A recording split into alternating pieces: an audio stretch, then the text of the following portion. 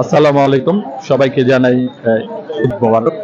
সিতাই গ্রামের ঐতিহ্যবাহী একটি ঈদগাহ মাঠ, যে মাঠের ঐতিহ্য বলতে আসলে পাকিস্তান আমল থেকে এখানে কয়েকটি গ্রাম এই ঈদগাহ মাঠে নামাজ আদায় করে।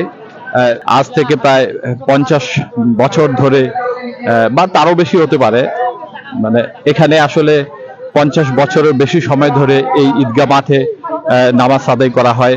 এখানে কয়েকটি বড় বড় গ্রাম, আশেপাশে যে গ্রামগুলো আছে প্রায় 8-10টি গ্রাম মিলে এখানে ঈদগাহ মাঠে অনেক মানুষ, কয়েক হাজার মানুষ এখানে আসলে নামাজ আদায় করে।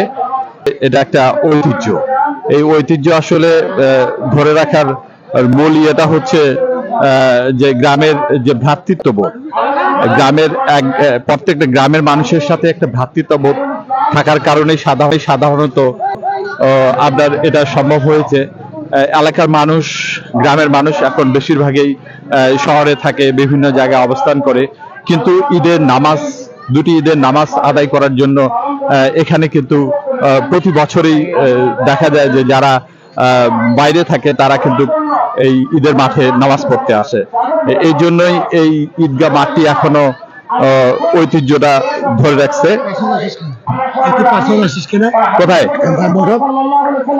খুবই ভালো, খুবই ভালো। মানে এই গ্রাম, কয়েকটা গ্রাম মিলে যে আমরা একসঙ্গে নামাজ পড়ি, এইটা কতদিন ধরে চলে? এটা প্রায় পাকিস্তান কিন্তু এখন মানুষ জায়গা নেই, এখন মানুষ জায়গা নেই,